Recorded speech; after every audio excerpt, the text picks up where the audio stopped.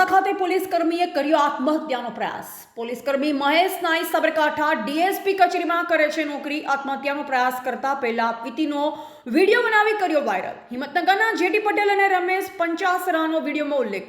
પોતાના વિરુદ્ધ ખોટી અરજી કરી માનસિક ત્રાસ અપાતા કર્યો આત્મહત્યાનો પ્રયાસ। મકાન બનાવતી વખતે લીધેલ રૂપિયા ચૂકત આપ્યા છતાં માંગણી કરાતી હોવાનો ઉલ્લેખ। ડીએસપી વિજય પટેલ અને ક્રાઇમ એસીપી ચૈતન્ય મંડલિકને ન્યાય અપાવવા વિડીયોમાં ઉલ્લેખ। ભોગ બનનાર પોલીસ કર્મી હાલ મોડાસા ખાનગી હોસ્પિટલમાં સારવાર હેઠળ। હું પોલીસ અધિક્ષક સાબરકાંઠાની કચેરીમાં નોકરી કરું છું। એક નાનો કર્મચારી છું સાહેબ। મારા વિરોધમાં ખોટી અરજીઓ કરી અને મને હેરાન પરેશાન કરી મૂક્યો છે।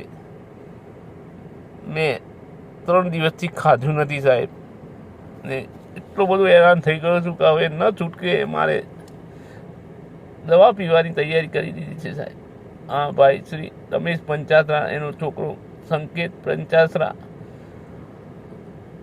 અન્ય વ્યક્તિઓને ભેગા કરી આ લોકો મારા વિરુદ્ધમાં ખોટી અરજી ઓનલાઈન મુખ્યમંત્રીના કાર્યક્રમો કરી છે અને મને ખોટી રીતે હેરાન કરવામાં પ્રયત્ન કરી રહ્યા છે।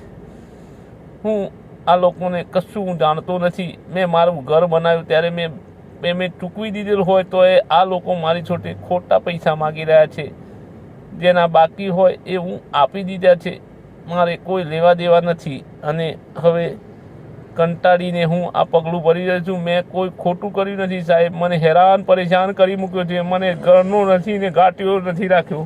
આ લોકો બહુ જ હેરાન કરી દીધો છે।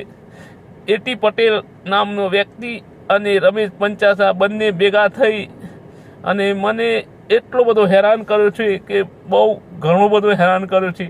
એટી પટેલ અગાઉ એક ચાંદી પ્રકરણમાં પકડાયેલો હતો।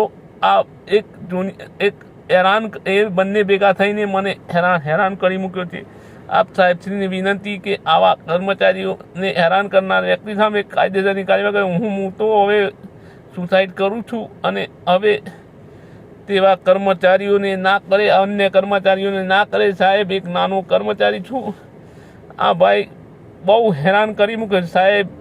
પોલીસ અધિક્ષક સાહેબ શ્રી વિજય પટેલ સાહેબ, ડીસીપી ક્રાઇમ શ્રી ચૈતન્ય મંડલિક સાહેબને મારી વિનંતી છે કે આવા દેહભાગુ માણસોને તાત્કાલિક પકડો। એમના જોડે પૈસા છે, મારા જોડે પૈસા નથી। એ પૈસાના જોડે મને હેરાન કરી દીધો છે। મેં એમનું ખોટું નથી કર્યું। મારા ફાધરના પૈસા નીકળતા હતા તે માગ્યા રિટાયરમેન્ટના, એટલે એમને મારી મધરે આપેલા હતા એટલે માગ્યા, એટલે આ લોકોએ મારી સામે આ રીતે હેરાન કરવાનું ચાલુ કરી દીધું છે અને મને બહુ હેરાન કરે છે। મારી સામે ખોટી અરજીઓ કરી હું કંટાળી ગયો છું સાહેબ। આની સામે તાત્કાલિક પગલો ભરવો જોઈએ। જય હિન્દ સાહેબ। મારા છોકરાઓનું મારી બાનું થોડું ધ્યાન આપજો। જે થાય કરજો સાહેબ। મારાથી નથી થાય, હું કંટાળીને પગલું ભર્યું છે સાહેબ। જય હિન્દ, જય હિન્દ, જય હિન્દ સાહેબ। રિપોર્ટર સૈયદ સોએબ, સંબંધ ભારત ન્યૂઝ, સાબરકાંઠા।